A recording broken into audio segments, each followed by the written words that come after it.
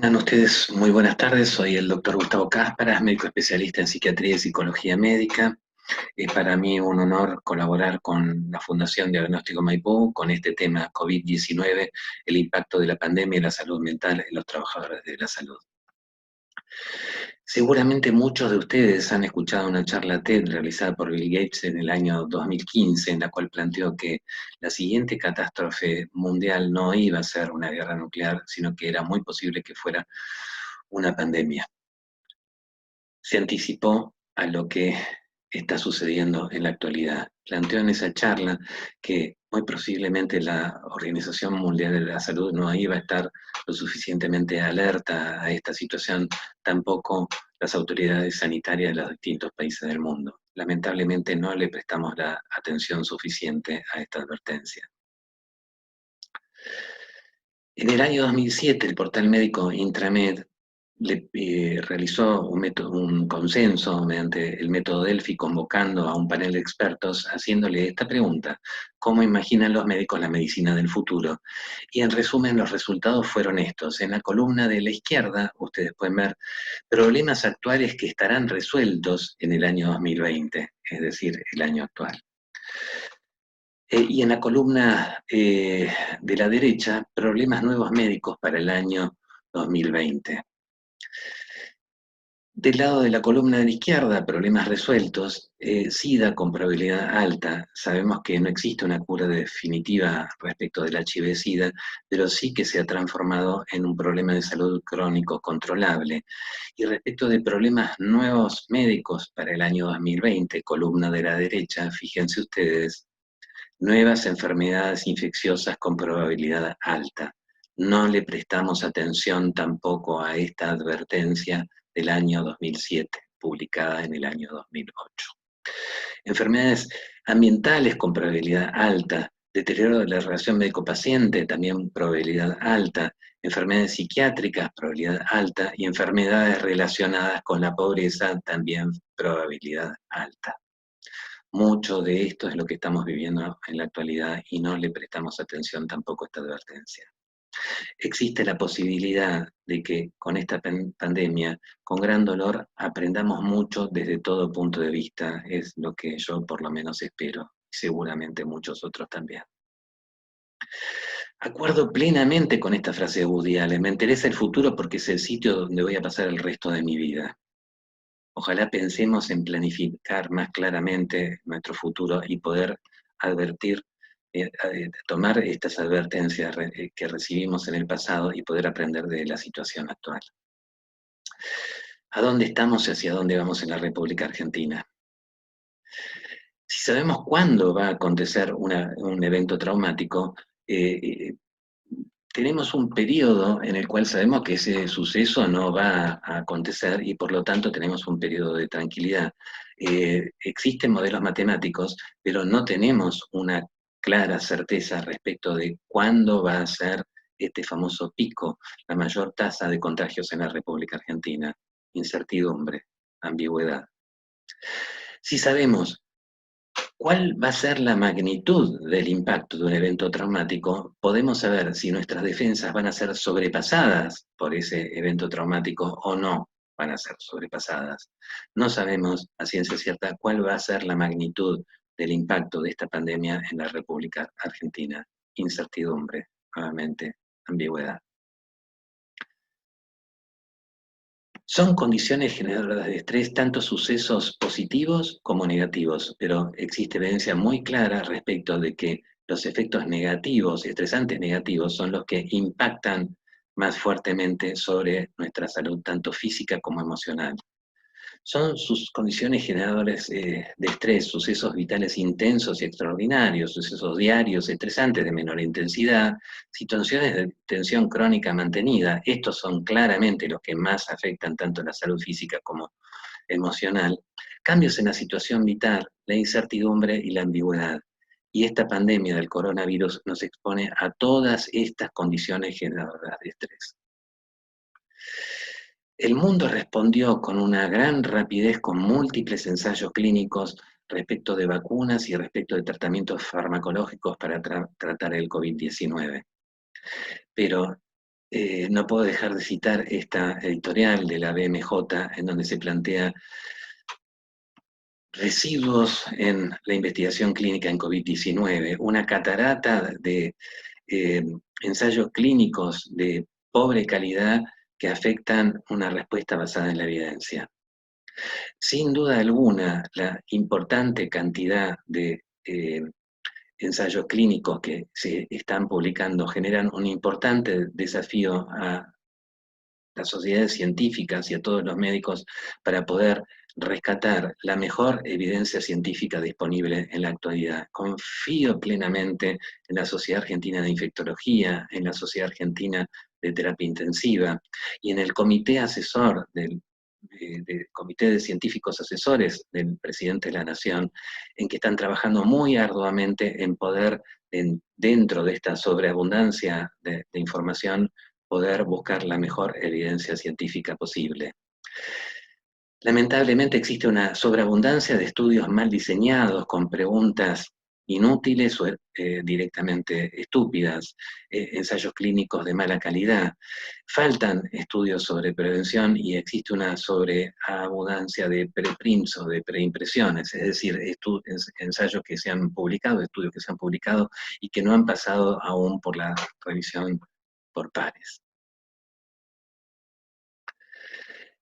Estos son datos de un primer estudio que se realizó en 34 hospitales, en trabajadores sanitarios en China.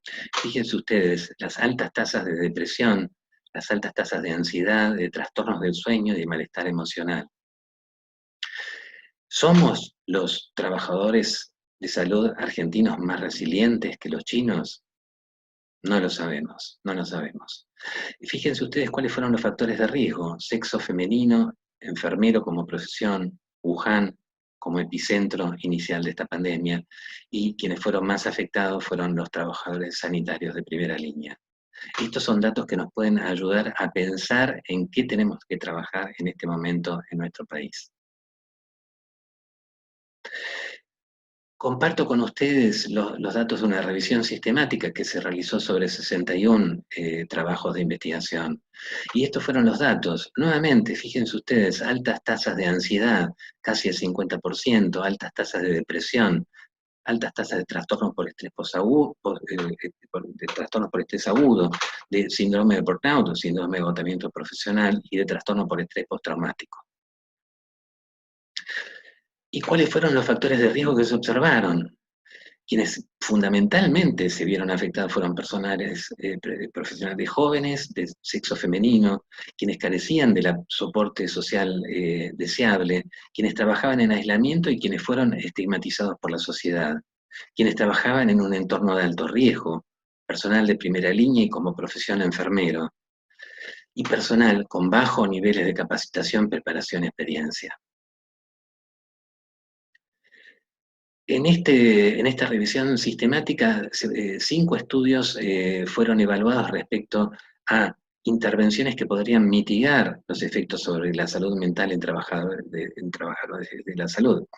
Fueron evaluadas intervenciones educativas, intervenciones dirigidas a aumentar la resiliencia e intervenciones basadas en psicoterapia, pero lamentablemente se necesitan investigaciones de mejor calidad para poder determinar la eficacia de intervenciones dirigidas a poder mejorar el estado emocional de los trabajadores de salud.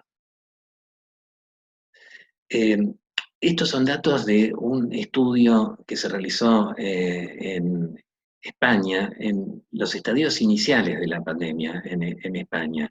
Se trata de una encuesta en línea realizada en casi 3.500 trabajadores de salud. Nuevamente, altas tasas de depresión, altas tasas de trastornos de ansiedad y altas tasas de trastornos por estrés postraumático.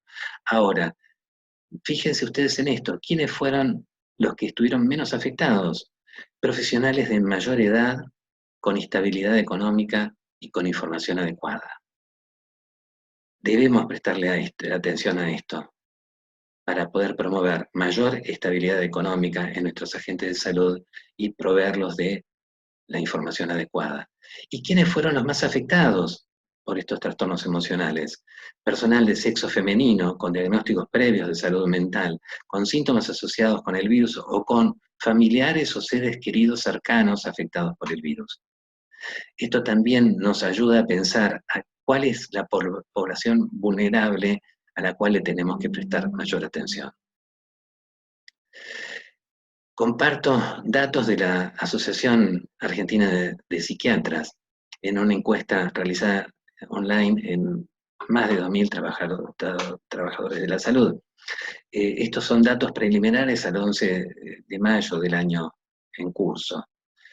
Fíjense ustedes, síntomas de angustia, casi 70%, alteraciones del sueño, casi el 70%, irritabilidad, casi el 50%, tristeza, casi el 40%, y como un tema claramente alarmante, ideación suicida, 4.5%.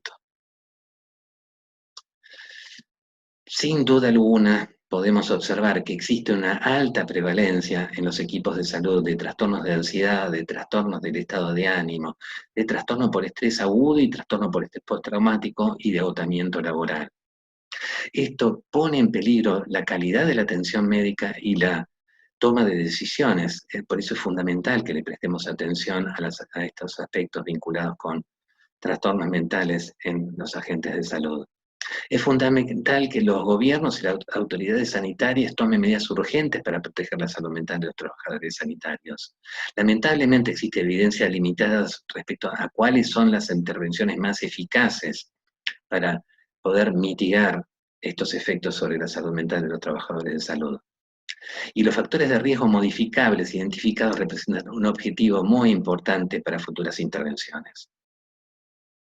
Algunas recomendaciones: evitar la omnipotencia, pedir ayuda, reconocernos vulnerables, darnos permiso para descansar, para dormir, para comer, para hablar, para estudiar, para poder seguir capacitándonos, hacer pausas para pensar, para respirar, para hacer actividad física, para implementar técnicas de relajación.